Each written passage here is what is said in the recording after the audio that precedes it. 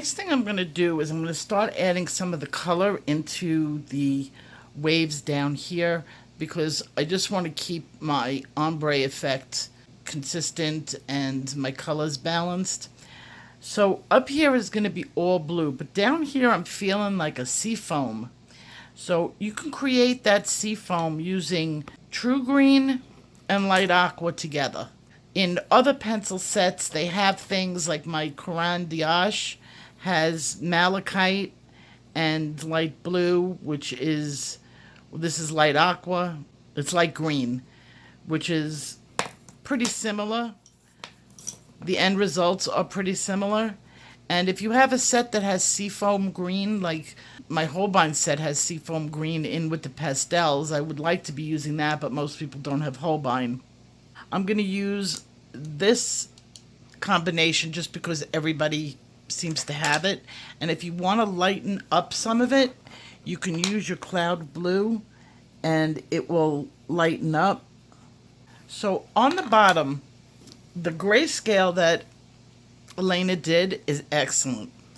I want you to take particular notice where the white is. And they form sort of like triangles in this as the water comes over the sand. We want to avoid coloring into that right now. Where I'm interested in pulling color is into where she has her little triangles. They're sparse, they're not as condensed as there, because here we're going to form like sort of like these triangular foam that is natural at a beach when the water is hitting the sand. So I start out with my true green. This is another reason I printed this on light. I can keep the colors true. What I've noticed about her, there's no hard lines where they're not supposed to be, which is really appreciated. Now, on here, what originally looked like I might have a hard line there is going to become, remember how I told you no ring of pearls? You don't want to form that ring going around. Well, without the backdrop, that it kind of looks like I could be having a ring of pearls in there, but it's not. It's not going to look that way when I get done with it. So I'm just filling in where I want more aqua up here, less aqua down here, more of the seafoam, whatever color you're using as your seafoam. Now leave this wave that's going through. Here's one of the waves, and it goes up and sort of comes down. Leave that blank for now. Over here is another wave. I know I've put a little bit of green in there, but I'm going to go over that even darker. For now, just put your green into the small itty-bitty waves. And when you're done with that, you're going to use aqua over it to blend. Now, I'm going to use a darker color in here, and it's going to have the green. And you see this white area? I'm going to leave that open to white. You know it looks a little funny. So now I'm going to take my cerulean blue, and I have the green in there, and I'm going to add some cerulean blue to that green, and that darken up this area of the wave. It's very light because of course there is dark ink there. And this will look really good once the white goes in. And this part's going to be the top wave, the water part of the wave. So it looks really good blended with that green. And I'm going to do the same thing for this one. This is going to be a darker color. Now you see some different highlights in there. Even though it's darker, I'm going to put some green in it. So this is just maybe my dark areas on it. And just make sure you keep this above it for your white, for your foam. I'm going to add some green in there. Now I'm going to still work on this wave with my colors, blending those colors together. But right at the edge, and this is jumping a little bit ahead of myself, I'm going to either use the indigo or black. I've got my indigo here. And right underneath where the white is going to hit, I'm going to get some indigo. Get that really dark so that the white really shows up.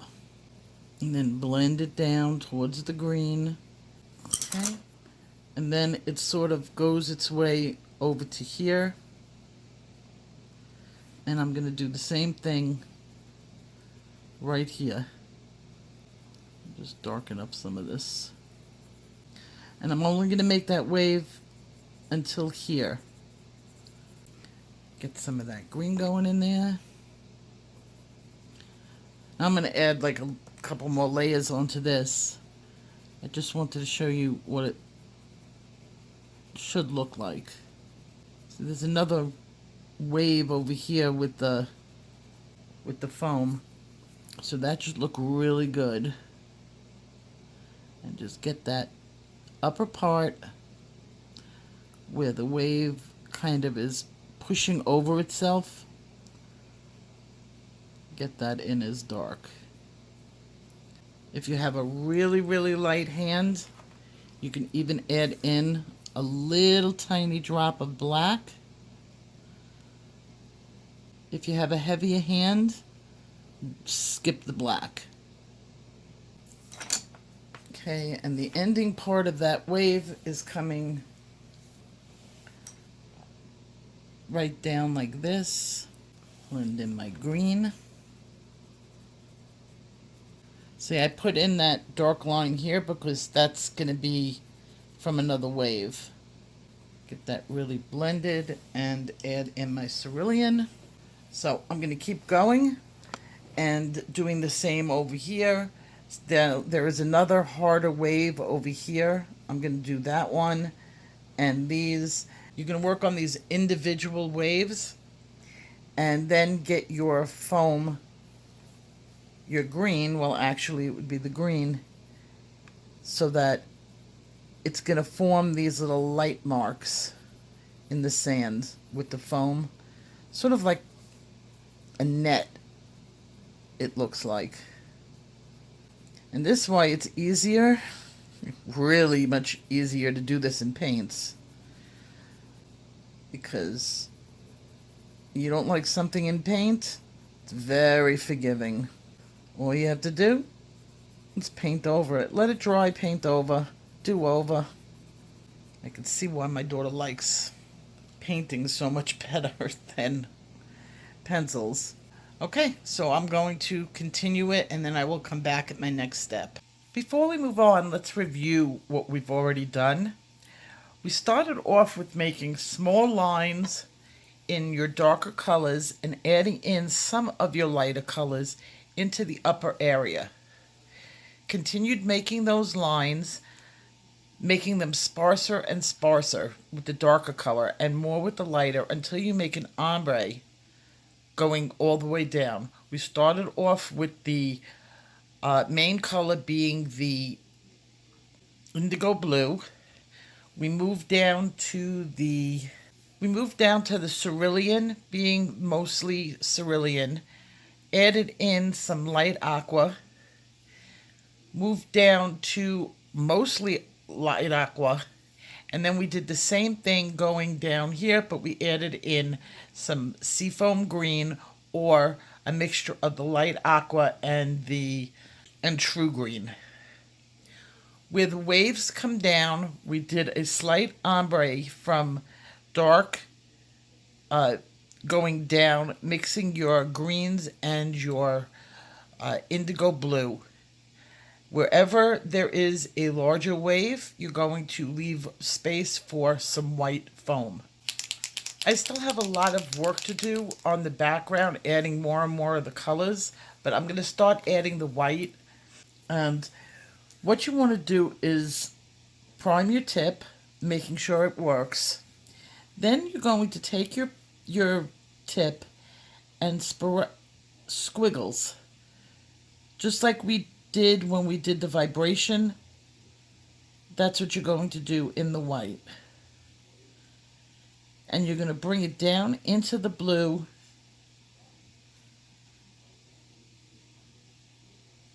Just like that. And you can overhang it.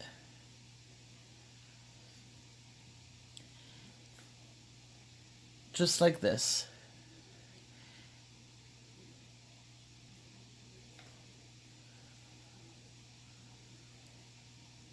Okay.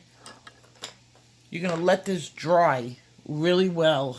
A couple of hours, I would say. And it should get a little flatter and adhere better. So wherever you made the big waves or you want to put in the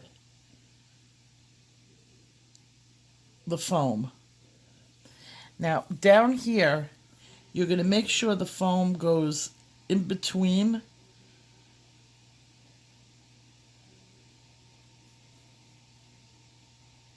just like this. And it's going to come out looking almost like a net.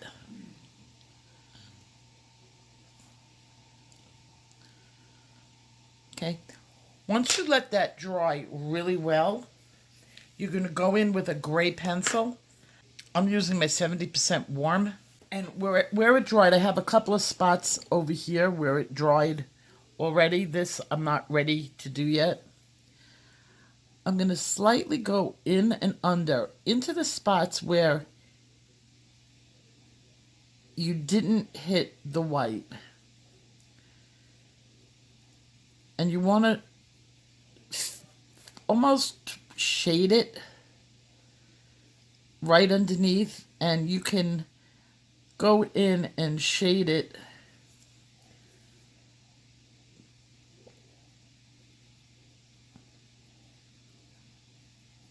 just like that.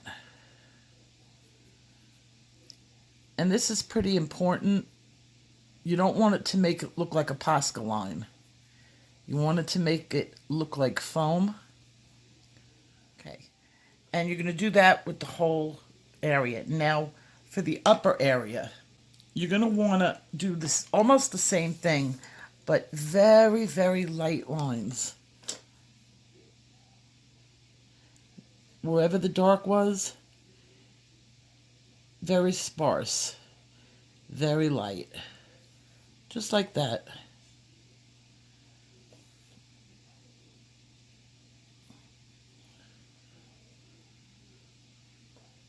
Just adding a glimmer and a sparkle to the water. See, it's hard to even see how light I am doing this. You don't want it to look like a hard painted line. And then when that dries, you're going to do the same exact thing to it, making it look way more natural. Now, most of it's going to come up because it's, of course, I did not give it any time to dry. But that's how you're going to just underneath it, and wherever the paper, the Posca didn't hit the paper. Now, you don't have to use Posca for this. You can use the brush and pencil, titanium white. Most people have the Posca, so that's why I chose to use it. But you can really use either one. So you're going to continue doing this throughout the whole entire picture. And remember, this does have an ugly phase. Work through that ugly phase. Some techniques do have it, some techniques don't, and look good just as soon as you do it. This looks a little funny until you get the whole look of it. And then, like a pop, it becomes the sea. So I'm going to keep shading it. I have a lot of tooth on this paper left. And you try to keep the foam in a triangle going up, because that's the way it would look naturally.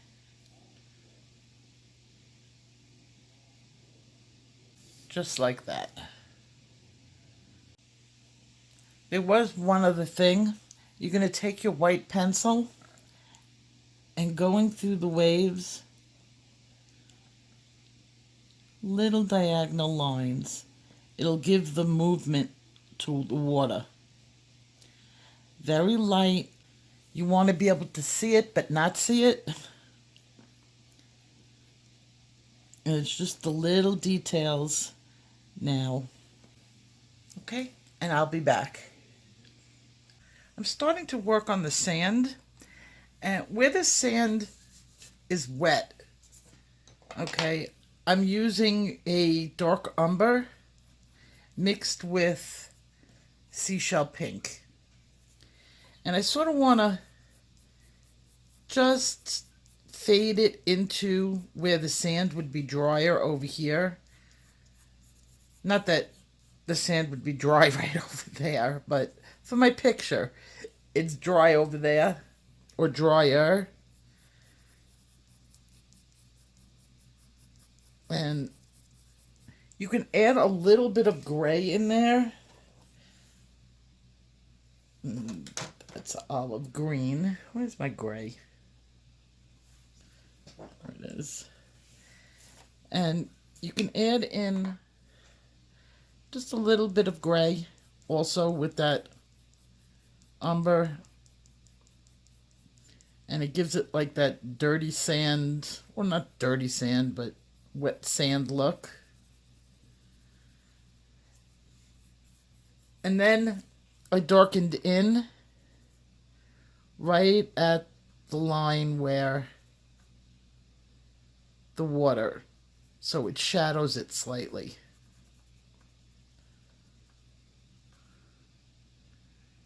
Right like that. And then over here, I'm varying, because the sand is got variations of color in it too. I'm adding in variations of the pink and some cream.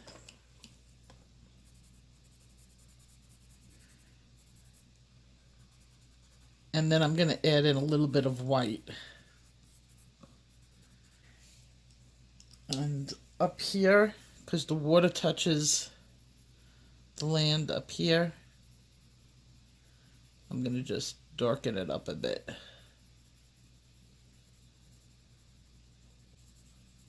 And just do a little bit of a fade. I'm going to use my seashell pink to blend it.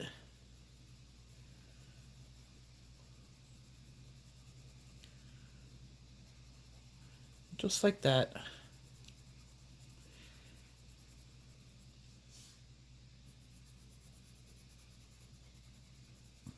And then adding in little bits of white.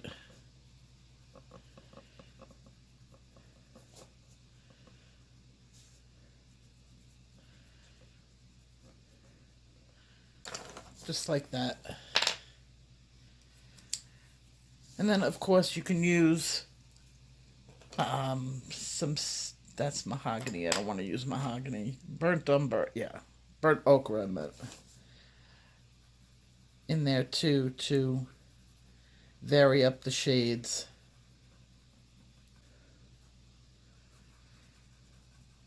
You know, when you know the colors, you just kind of be able to recognize, and you're able to create. So there you go.